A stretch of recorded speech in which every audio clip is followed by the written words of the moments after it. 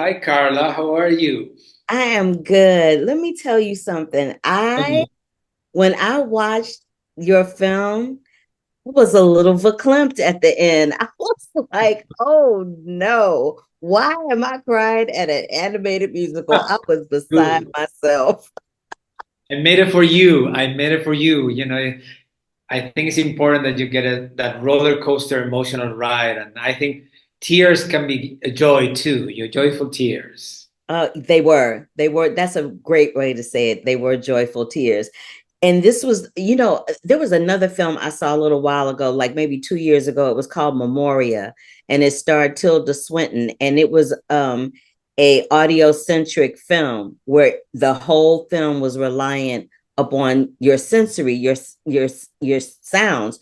There was Wow. no dialogue. It was in black and white. It was a trip. And immediately when I watched Robot Dreams, I thought about Memoria.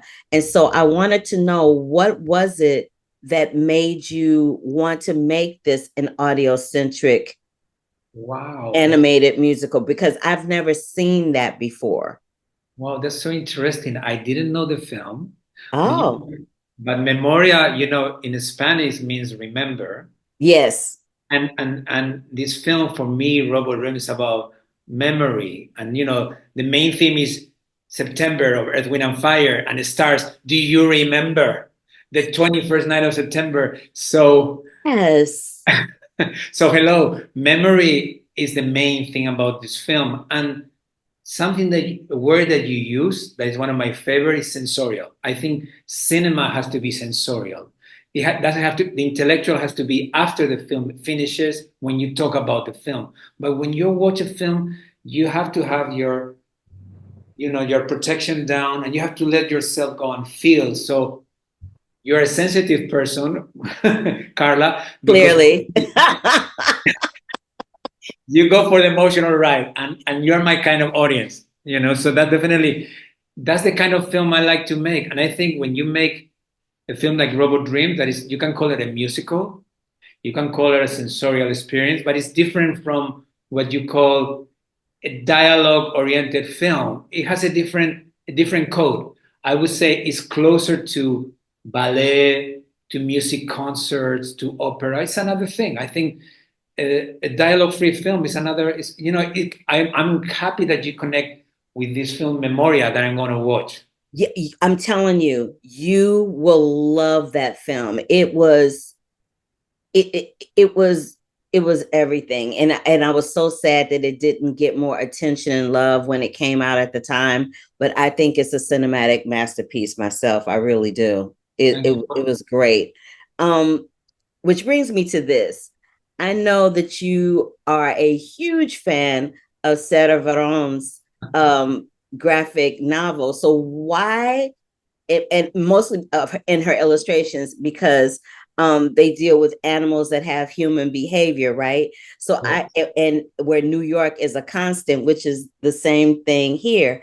And I wanted to know, what is it about her work that resonates so strongly with you as a filmmaker? The first book I read from Sarah Baron was Robot Dreams. That's her most popular book. She has published probably 15 books. They're always in New York Times list. She's a very well known. And it's funny that she's been very coherent in her career. All her books, they're anthropomorphic, or she even make like anthropomorphic cupcakes and food, eggplants that they can be behave like humans. So it's really, her work is anthropomorphic, never use human beings, and New York is in the background. What she has a unique touch as an artist. There's a simplicity. It's a kind of drawing that embraces you, and she has a terrific sense of humor. There's some kind of sense of humor, and there's emotional element, Mm. and I think emotion and humor, I think, is the perfect combination. So I think that was in Robot Dreams, and in Robot Dreams, it has most of the most powerful endings I ever read in my life. There's something about the end of her graphic novel that it moved me so deeply. I cried like a baby. I never cried with reading a graphic novel. And I said, what's happening here? And when that happened to me, I said, okay, I never thought about making an animated movie. If I want to tell the story of Sarah Baron, anthropomorphic animals, I have to make an animated film. And this is my fourth film, and never even once in my life I thought I was going to make an animated film. So it's the story. So Sarah Baron stories are fantastic.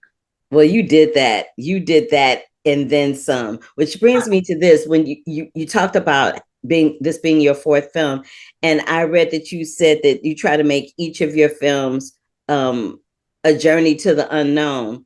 What Yeah. was unknown for you about Robot Dreams?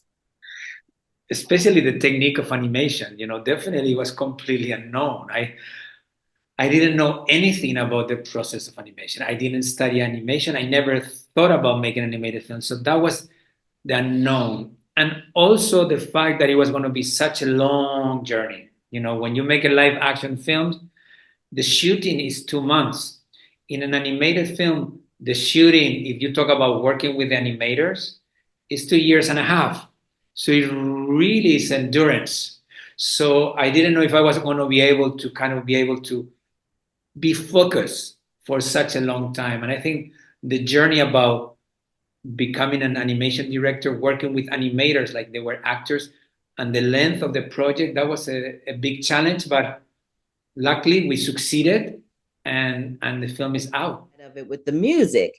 So I noticed that there was everything from like this little Charlie Brown-esque kind of Yes, you're theme right. at the beginning to Earth, Wind, and Fire. So what was the thought process in trying to encompass all of those different sounds within the film? So the soundtrack of Alfonso Villayonga with this kind of like beautiful melodies with the piano, a small quartet, jazzy, melodic jazz, that was key. Robot Dreams, we can say, is a musical. When there is no dialogue, the voices is the music. The voices is the music.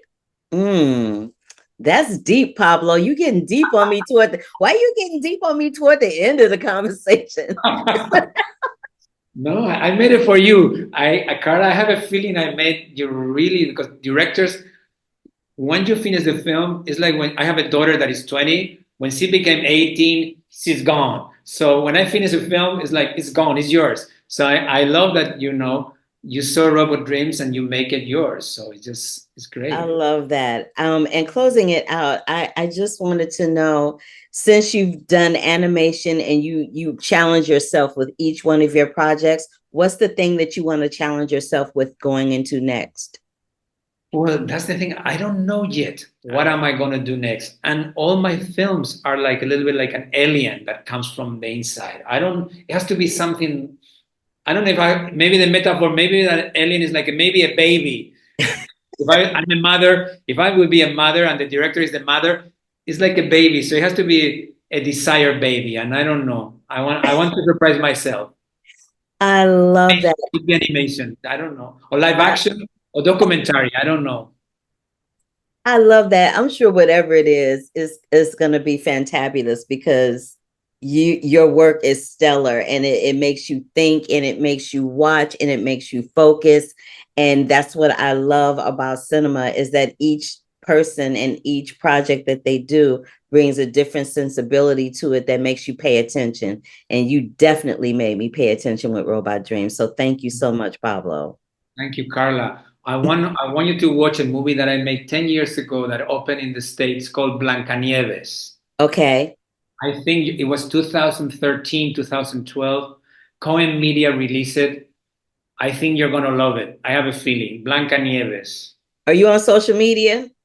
No, I'm like old school. You old school. I will watch it and I'll send a note to Please, please Innsbruck do. maybe to tell you what I think. It doesn't have dialogue either. I love that. It's like a sensorial experience. So please watch it, and I want to know what you think about it. I will do that. I promise you. Thank you so much for Thank your you. time. Thank you so much, Pablo. This has been great. I enjoyed talking to you. You too. All right.